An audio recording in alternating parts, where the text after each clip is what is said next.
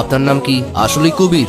না, কবির সিং। কেউ কেউ অবশ্য অর্জুন রেড্ডিও ডাকে। আপনার যেটা খুশি আপনি ডাকতে পারেন, কোনো সমস্যা নেই। বুঝলাম না। আপনি মনে হয় একটু বেশি কথা বলেন না? জি স্যার। বেশি কথা বলা লোক আমার পছন্দ না। আচ্ছা, আপনার এই বাড়িতে রোলটা কি? কি কাজ করেন আপনি? আমি ছোট স্যারের হিসাব করি। ও আচ্ছা, আর আপনি? আমি ছোট স্যারের পিএস, ওর থেকে আমার কাছে বেশি গুরুত্বপূর্ণ। একজন অ্যাকাউন্টেন্ট, একজন পিএস। আপনাদের ছোট স্যারের তো বেশ বড় ব্যাপার স্যাপার মনে হচ্ছে। কি নিয়ে কথা হচ্ছে শুনি? এই তো তোমাদের বাড়িতে তো দেখছি বেশ অনেক কাজের লোক। হ্যাঁ, হ্যাঁ, প্রত্যেকটা কাজের জন্য 2-3 জন করে লোক রাখছে। এগুলো সবই চাচুর কাজ। বাড়িতে লোকজন কম থাকলে নাকি খানদানি ব্যাপারটা আসে না। না তা ঠিক আছে। আচ্ছা চলো, তোমাকে গ্রামটা ঘুরে দেখ। হ্যাঁ চলো চলো। চলেন চলেন। তোমরা কোথায় যাচ্ছ? ওই যে গ্রাম ঘুরাইতে। তোমাদের কোথাও যেতে হবে না, আমি সব চিনি। চলো। এই গ্রামে আমাদের শত্রুর অভাব নাই। ছোট স্যারের আদেশ আছে, আপনার একলা কোথাও যাইতে দেওয়া যাবে না। উফ, বিরক্ত কর। চলো তো। কেমন লাগছে আমাদের গ্রাম? সুন্দর, অসম্ভব সুন্দর। তাহলে তোমাকে এত আনমনে লাগছে কেন? জানি না, তবে এখানে আসার পর থেকে কেমন যেন সবকিছু এলোমেলো লাগছে। কিছুই বুঝতে পারছি না। কেন?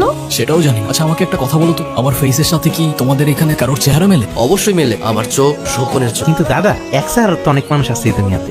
হ, আমিও শুনছি, কিন্তু একই দেশে কি থাকে? আছে তো, ওই যে ইন্ডিয়াতে শাহরুখ খানের কপি, সালমান খানের কপি। আমার মনে হয় আপনারা যারা খুঁজতেছেন এই ভাইও সেই লোকের কপি। এখন এত কিছু চিন্তা বাদ দাও। সন্ধ্যা হয়ে যাচ্ছে, বাড়ি যেতে হবে। চলো। সন্ধে হলেই বাড়িতে যেতে হবে কেন? কারণ আমাদের এখানে সন্ধ্যা নেমে আসলে ভূত আসে।